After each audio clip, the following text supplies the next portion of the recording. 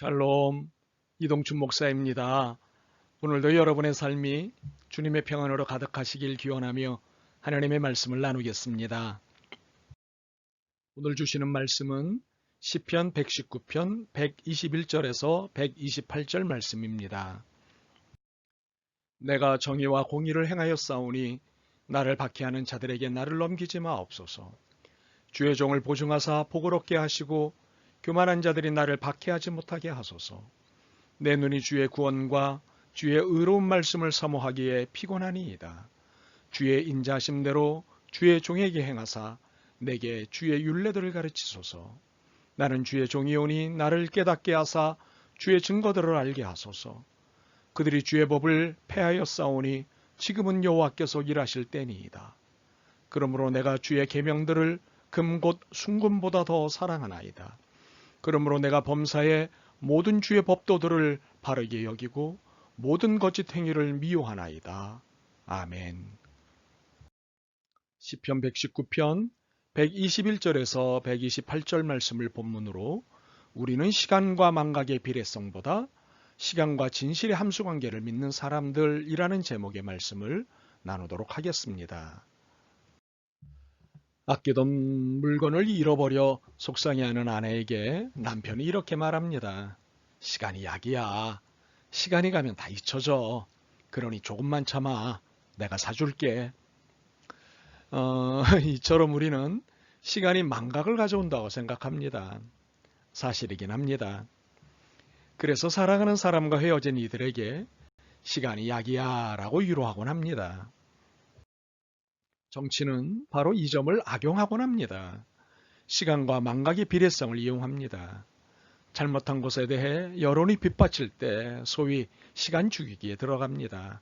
잠잠해질 때를 기다립니다. 그리고 시간이 가면 점차 기억에서 사라질 것이라 믿습니다.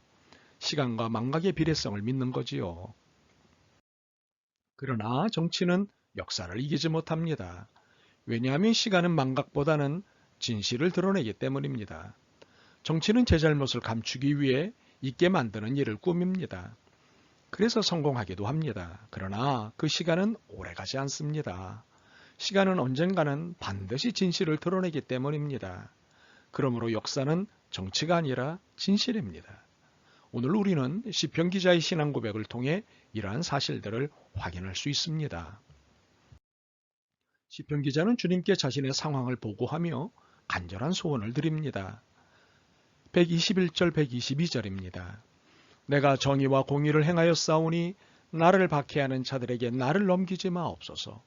주의 종을 보증하사 복을 얻게 하시고 교만한 자들이 나를 박해하지 못하게 하소서. 시편 기자는 일촉즉발의 상황에 있습니다. 자신을 박해하려는 이들을 면전에 두고 있는 상황입니다. 그가 이런 상황을 만난 이유는 단순합니다. 정의와 공의를 행한 이유 때문이었습니다. 공정하고 올바른 것을 선택하고 행동했다는 이유로 그는 어려움을 겪게 되었습니다. 진실을 덮고 거짓을 강요하는 무리들로부터 목숨의 위협을 당하는 처지에 이르렀습니다. 바로 이 위협 앞에 간절한 소원을 드린 것입니다. 억누르는 자들에게 나를 넘겨주지 마소서. 교만한 자들에게 내가 짓밟히지 않게 하소서. 물론 두려워서 이렇게 간절한 소원을 드린 것은 사실입니다. 두려움이 없다는 것은 감정이 없다는 말이기 때문에 그런 사람은 사람이 아닐 것입니다. 두려움은 누구에게나 있습니다. 이 두려움이 믿음 좋은 시편 기자에게도 있었습니다.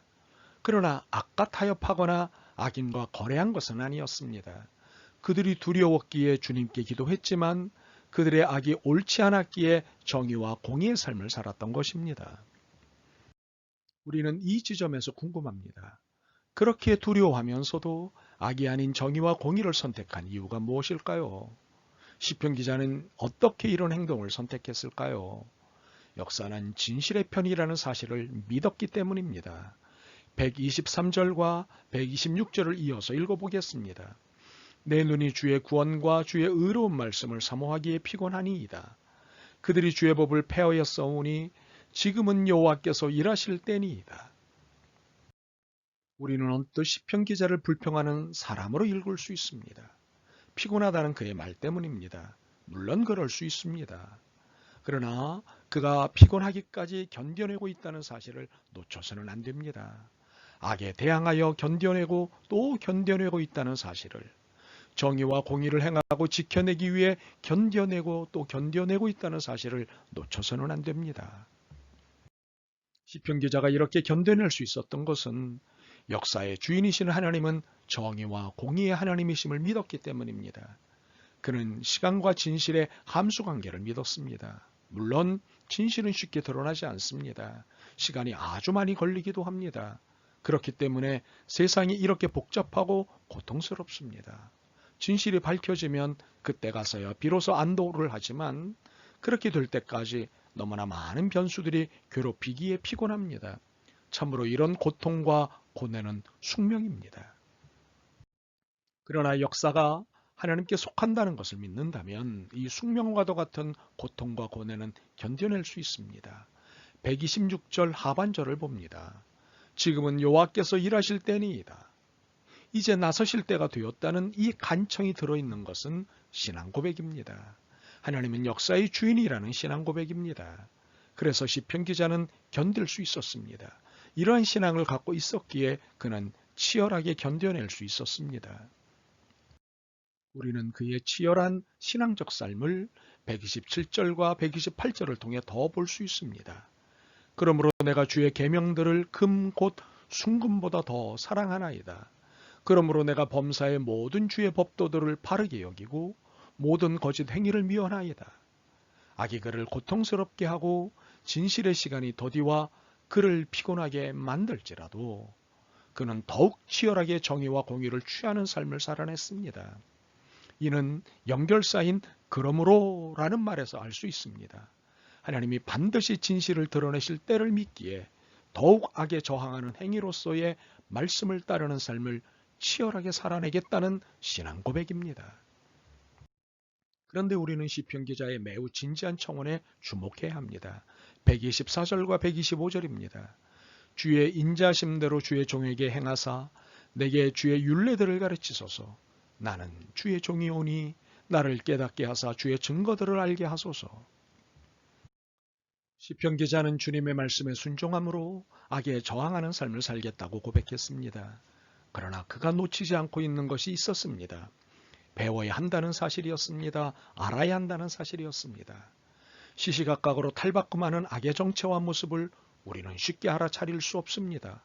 더 정교하고 교묘하게 탈바꿈함으로 진리보다 더 진리처럼 보이게끔 합니다. 대표적인 것이 자유주의, 자본주의입니다. 이것들의 교모형함에 교회가 노란하고 성도들이 휘둘립니다.